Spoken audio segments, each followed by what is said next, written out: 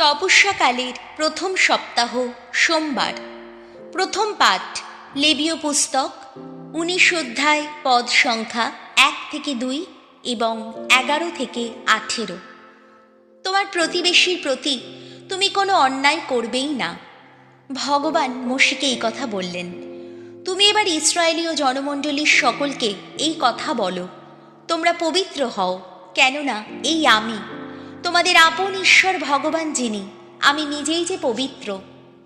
তোমরা চুরি করবে না, মিথ্যা কথা বলবে না, একজন আর একজনের সঙ্গে কোনো রকম ছলনা করবে না, আমার নাম নিয়ে কোনো মিথ্যা শপথও করবে না, কেননা তা করলে নিজের ঈশ্বরের নামের অমর্যাদাই করা হবে। আমি ভগবান। তুমি তোমার প্রতিবেশীকে কোনোভাবেই শোষণ করবে না, আর কোনো কিছু হরণও করবে না। কারো দিন মজুরি পরের দিন সকাল পর্যন্ত নিজের কাছে আটকে রাখবে না। বধির কোনো মানুষকে কখনো গালমন্দ করবে না। অন্ধের চলার পথে কোনো বাধাও রাখবে না। তোমার আপন ঈশ্বরের প্রতি তোমার যেন সম্ভ্রম থাকে। আমি ভগবান। বিচার করতে গিয়ে কোনো অন্যায় রায় দেবে না। দুর্বলের প্রতি কোনো পক্ষপাতিত্বও দেখাবে না। গণ্যমান্য কারো কাছে নতি স্বীকারও করবে না। ন্যায্যভাবেই তোমার প্রতিবেশীর বিচার করবে। তুমি স্বজাতি মানুষদের মধ্যে কুৎসা রটিয়ে বেড়াবে না। এমন কিছু করবে না যাতে তোমার প্রতিবেশীর জীবন বিপন্ন হয়। আমি ভগবান। মনের মধ্যে স্বজাতি ভাইয়ের প্রতি কোনো বিদ্বেষ পোষণ করবে না। প্রতিবেশী কোনো অন্যায় করলে তাকে উচিত তিরস্কার করবে, তাহলে তার অপরাধের জন্যে তুমি নিজে দায়ী হবে না। কখনো প্রতিশোধ নেবে না। স্বজাতি মানুষদের ওপর কোনো আক্রোশ রাখবে না। তোমার প্রতিবেশীকে তুমি নিজের মতোই ভালোবাসবে। আমি ভগবান। এই হল প্রভুর বাণী। শ্যাম সঙ্গীত ধুয়ো। শাশ্বত জীবনের বাণী তোমারই কাছে প্রভু।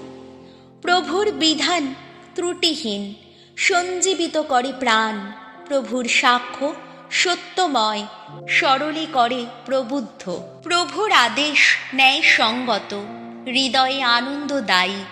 প্রভুর নির্দেশ সুনির্মল, নয়নে আলোক সঞ্চারী। ধুয়ো। শাশ্বত জীবনের বাণী তোমারই কাছে প্রভু।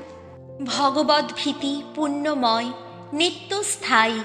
প্রভুর বিচার সত্যনিষ্ঠ, সদা ধর্মময়। স্বর্ণের চেয়েও লোভনীয়, মধুর চেয়েও মধুময়। ধুয়ো। শাশ্বত জীবনের বাণী তোমারই কাছে প্রভু। বাণী বন্দনা। প্রভু যিশু জীবনময় ঈশ্বরের একমাত্র পুত্র, ধন্য তুমি। দেখো, করুণা লাভের এসেছে শুভক্ষণ, এসেছে আজ পরিত্রাণের দিন। মথি রচিত মঙ্গল সমাচার 25 অধ্যায়, পদ সংখ্যা 31 থেকে 46। প্রভু যিশু আমাদের ভাতৃপ্রেমের মানদণ্ডই অন্তিম বিচার করবেন। একদিন যিশু নিজের ভাবী পুনরাগমনের সম্বন্ধে শিষ্যদের কাছে এই কথা বললেন। মানবপুত্র যখন আপন মহিমায় মহিমান্বিত হয়ে আসবে, আর তার সঙ্গে আসবে সমস্ত স্বর্গদূত, সে তখন নিজের গৌরবে সিংহাসনে এসে বসবে, এবং তার সামনে তখন সকল জাতির মানুষদের সমবেত করা হবে। মেষপালক যেমন ছাগ থেকে মেষদের পৃথক করে নেয়, তেমনি সেও মানুষ থেকে মানুষকে পৃথক করে নেবে। মেষগুলিকে সে রাখবে তার ডান পাশে, আর ছাগগুলিকে বাঁ পাশে। তারপর ডান পাশে যারা আছে, এই রাজা তাদের বলবে, এসো তোমরা আমার পিতার আশীর্বাদের পাত্র, যারা জগতের সৃষ্টির সময় থেকে যে রাজ্য তোমাদের দেওয়া হবে বলে রাখা আছে, তা এবার তোমরা নিজেদেরই বলে গ্রহণ করো। কারণ আমি ক্ষুধার্ত ছিলাম, আর তোমরা আমাকে খেতে দিয়েছিলে।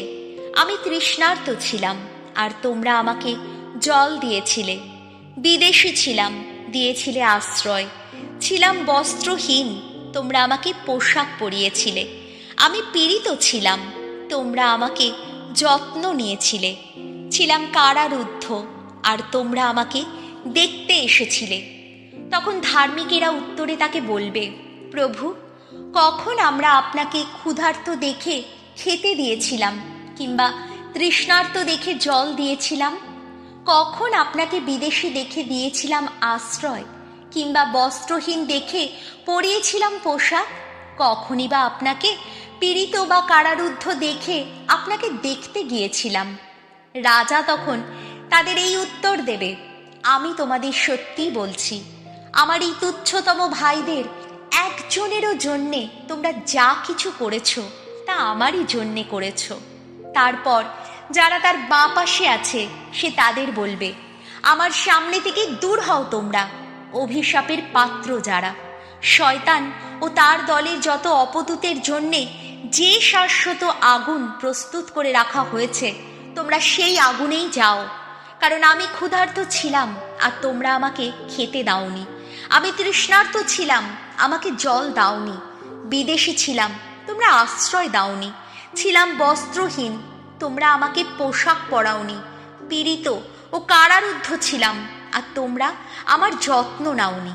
তখন উত্তরে তারাও বলবে, প্রভু, কখন আমরা আপনাকে ক্ষুধার্ত বা তৃষ্ণার্ত, বিদেশী বা বস্ত্রহীন, পীড়িত বা কারারুদ্ধ দেখেও আপনার সেবা করিনি?